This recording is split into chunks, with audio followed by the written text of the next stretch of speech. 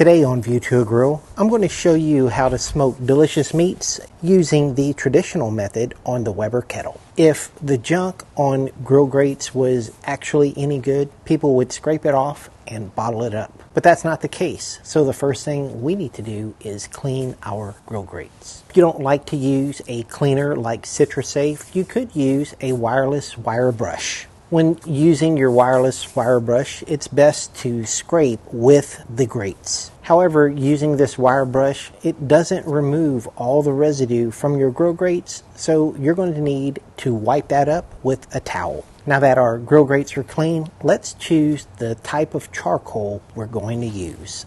I feel like Kingsford is the most common charcoal you can find in your grocery store or at a box store. You can also use a boutique type of charcoal. This one is made by Thon, and it has a combination of juniper, oak, and pecan. If we take a closer look at it, you can actually see specks of wood infused inside of the charcoal. Next is my charcoal of choice, and that is lump charcoal. This one happens to be made by Thon as well, and if we take a closer look at it, you can see that it actually looks like a piece of a branch from a tree. The great thing about lump charcoal is that you know there are never any additives to lump.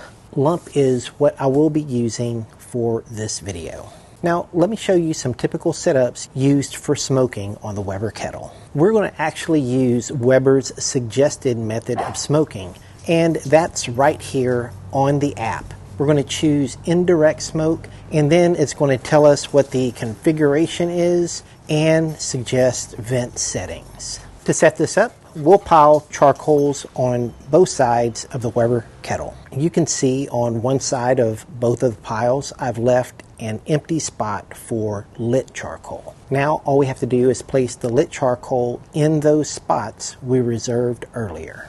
For added smoke flavor, we'll add a couple of chunks of oak wood. This is the traditional method of Weber smoking. It works with the grill grates that Weber gives you on the Master Touch. Now to smoke your meat, I'm going to use this board to demonstrate. You just place it right in between the two sources of heat to the right and to the left of your meat. To ensure we can use the lid thermometer, you want to line up the thermometer, the handle, and the vent in line with your meat.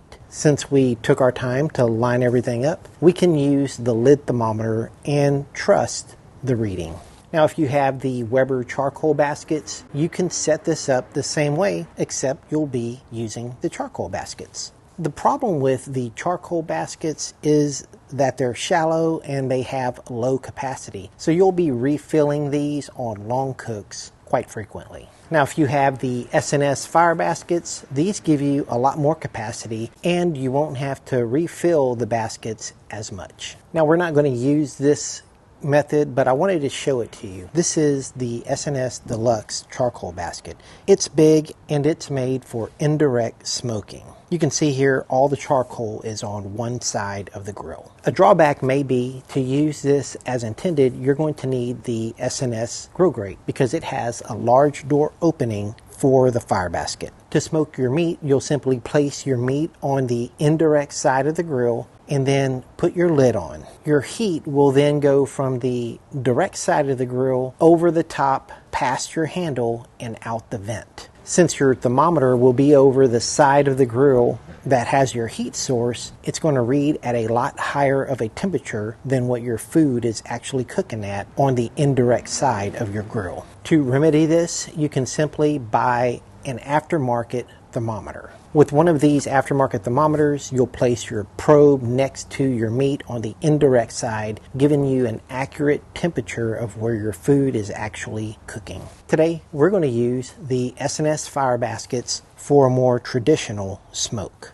And since you already know how to set up the S&S fire basket with briquette charcoal, I'm going to use lump charcoal, so you'll also know how to set it up with lump. And we're ready to go, so let's go ahead, set up the Weber kettle for traditional smoking. Fill up your baskets, and if you find any particularly large lumps like this, I like to remove those out because in my opinion, I think the smaller lumps work better for this application. Now remember, the tabs on the Weber kettle, that's where your grill grate is going to sit. So you don't want to overfill your baskets because that'll just kind of make your grill grates wobble. To know how much charcoal to put in your chimney starter, all you have to do is, when your charcoal baskets are full, is to start removing some of the charcoal from the corners of the basket and go ahead and place them straight into the chimney starter. Now that the Weber kettle is set up, let's start our fire and reach our target temperature. Now we're just going to refer back to our diagram from the Weber app and take a second look at the suggested vent settings. Using this method should get us between 250 and 300 degrees. For some reason I like charts, so I made this one, and that sounds to me like 275 degrees is our target temperature. Now, if you would like this chart for yourself, go ahead and take a screenshot now. Now we have our wood chunks added. Now we can start our fire by placing the fire starter on the bottom grill grate, lighting it up, and then all we have to do is place our partially filled chimney starter right over the fire. So there will be like 3 stages of fire before you can actually use your lit charcoal. First, you'll have this smoky stage. Next, you'll have a large fire with a little bit of smoke still visible. And then finally, you're going to have this really hot fire and you'll see ash on your charcoal with no smoke at all. Now, it's time to use your charcoal. Grab your chimney starter and evenly fill out those spaces you left earlier with lit charcoal. To make sure the grate sits evenly, go ahead and tamp down that lit charcoal just in case it might be sticking up. Now put your grate down and make sure you have the doors in a place where your charcoal is accessible. And now we're going to start bringing our temperature up in the Weber kettle. And I like to do that with the bottom vent wide open and the top vent wide open as well. Now it's important for you not to go anywhere right now. Stand there and watch your thermometer. When I'm using this traditional method, once the thermometer hits the bottom range, like you see right here, I'll then adjust the vents to the suggested settings from the Weber Kettle app. Now still, stand there and look at your kettle. What we're watching for is clean smoke coming out of your vent, or really no smoke at all. That tells you you have a clean fire and it is safe for you to start smoking your meat. Now we take a look at our temperature. Here we have finally met our target temperature. We can go ahead and place our meat on the grill in between our 2 heat sources. Close your lid. Here's a little time reference, 9:09, because I want to show you how fast things can happen when smoking meat. Now that we have our meat on and we reached our target temperature, it's time to monitor our cook. Now here's a tip. Conditions matter. On a windy day such as today, it's going to be difficult to keep the temperature down because that wind is forcing air through your vents, which feeds your fire. So remember, our target temperature is 275. The wind is going to make that difficult. We're going to be hanging out around the 300 mark, more than the low end of 250. We are still at the beginning of our cook, so I'm really keeping an eye on the temperature right now. Things go fast. And take a look. We are at 300 degrees and it is only 9:23. So it didn't take very much time at all for us to reach the top of our range. Since we're at 300 degrees, we take a look at our little chart. 300 degrees says that it's in range, but we do need some action, and that action is a closing action on the vent. It's important to know that when making adjustments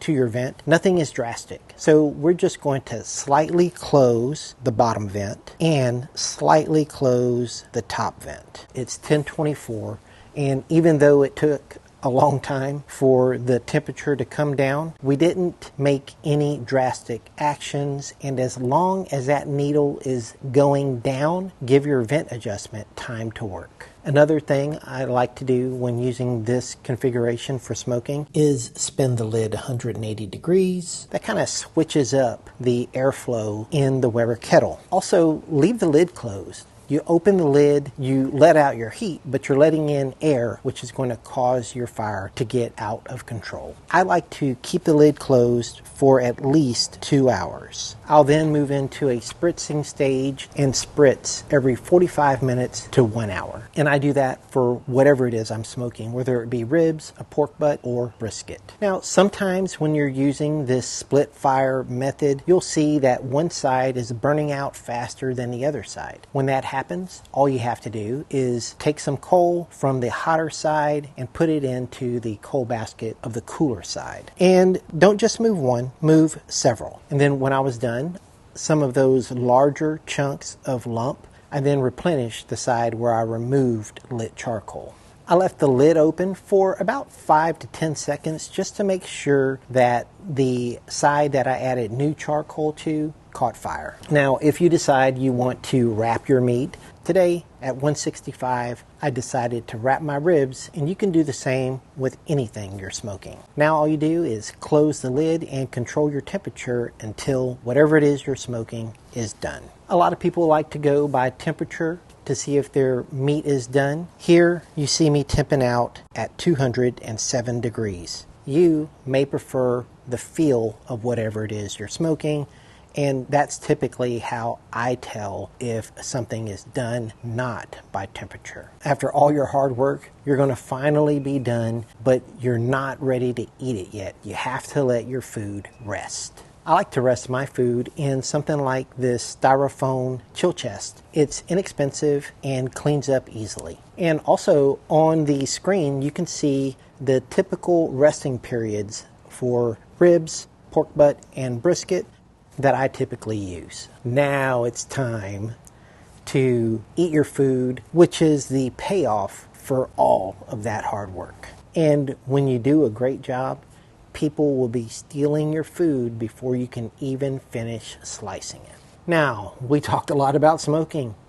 I hope you enjoyed the video. If you did, give it a like, subscribe.